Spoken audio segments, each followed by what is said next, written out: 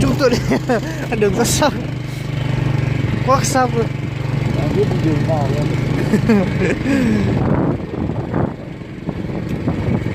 Thế này là trời mưa thì chỉ có tắt điện thôi.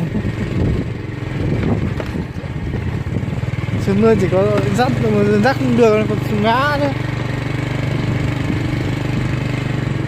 Mặc dù nắng rất ấm nhưng mà đường rất xấu.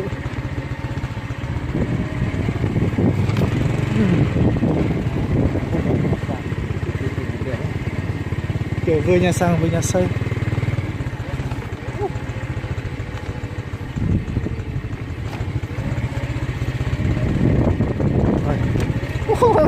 Điện thoại bụi bắn đầy.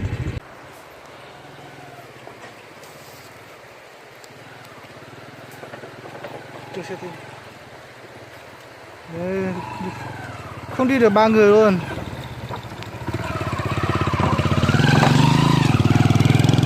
Gặp ngay cảnh nên phải lên dốc rồi này. Cua nữa chứ, cua mạnh ấy.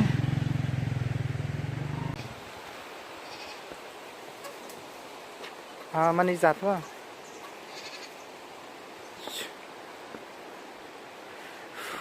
Ôi, cái cầu này. Có vẻ không chắc chắn đấy. Lâu lắm rồi hai cái cột kia sắp đổ rồi. Đây là số 5 ti. Xe đến, rút lui.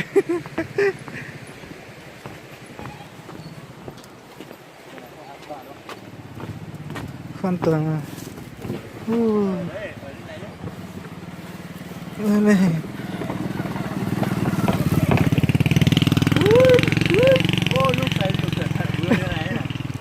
Xài rượu còn chỉ có xác định rơi rồi.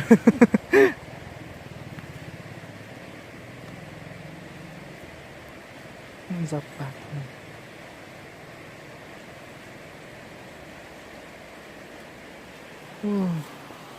Cho anh ấy. Cho anh đi. Con cầu huyền thoại nè. Cầu lý.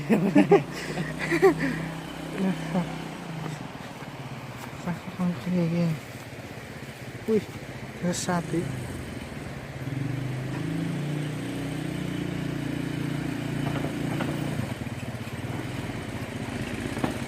Cầu này nguy hiểm hơn.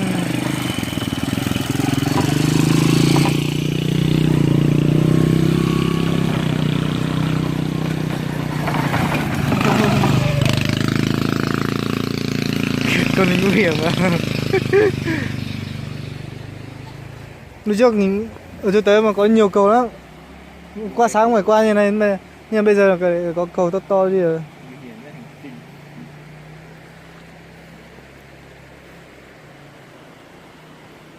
À, người đi mà cũng như này à. Ui.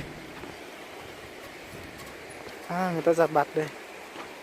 Đây sẽ là một mảng trình diễn ấn tượng.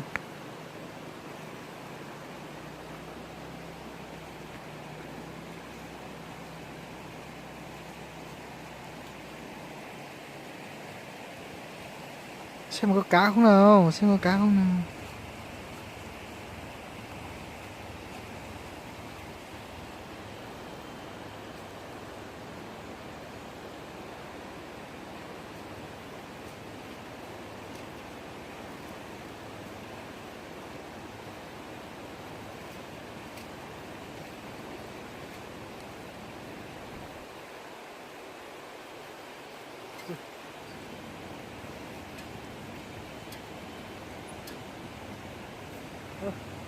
Có xe đó.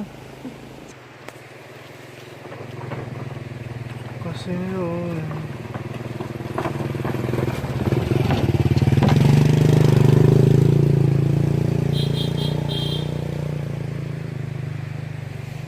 Qua đoạn này cuộc cầu luôn thì lại gác ngay đoạn dốc này. Nhọ.